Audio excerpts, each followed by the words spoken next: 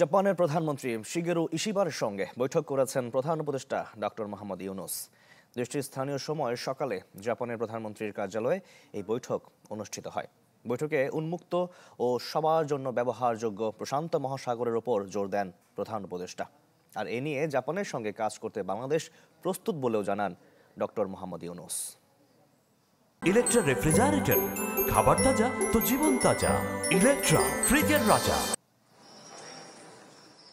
Japan সফরের তৃতীয় দিনে সকালে প্রধান উপদেষ্টা ডক্টর মোহাম্মদ ইউনূস দ্বিপাক্ষিক বৈঠক করতে জাপানের প্রধানমন্ত্রীর কার্যালয়ে যান। সেখানে তাকে স্বাগত জানান দেশটির প্রধানমন্ত্রী শিগেরু ইশিবা।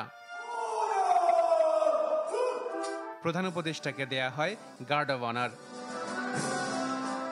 এরপর বৈঠকে বসেন দুই নেতা, যেখানে উপস্থিত ছিলেন বাংলাদেশ ও জাপানের উচ্চপদস্থ কর্মকর্তারা। বৈঠকে দ্বিপাক্ষিক বিভিন্ন বিষয় নিয়ে আলোচনা হয়।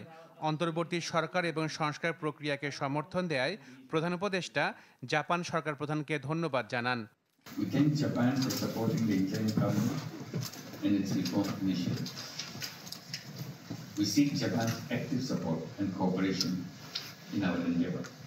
বৈঠকে উন্মুক্ত এবং নিরাপদ ইন্দো প্যাসিফিক বিষয়ে বাংলাদেশের সমর্থন পুনর্ব্যক্ত করেন প্রধান উপদেষ্টা।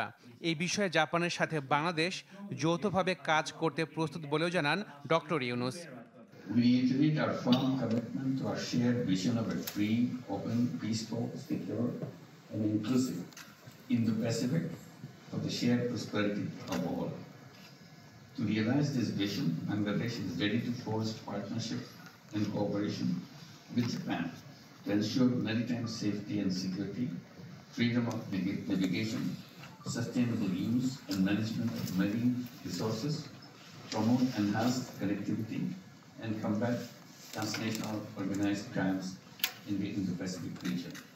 বৈঠক শেষে প্রকাশ করা হয় যৌথ সংবাদ বিজ্ঞপ্তি, যেখানে বলা হয় রোহিঙ্গা সমস্যার একমাত্র সমাধান তাদের মিয়ানমারে টেকসই এবং নিরাপদ প্রত্যাবাসন। এছাড়া প্রতিরক্ষা সরঞ্জাম ও প্রযুক্তি হস্তান্তর সংক্রান্ত চুক্তিতে দুই দেশ নীতিগতভাবে একমত হওয়ায় সংবাদ বিজ্ঞপ্তিতে স্বাগত জানানো হয়। আশাকিন প্রিন্স, চ্যানেল 24, ঢাকা।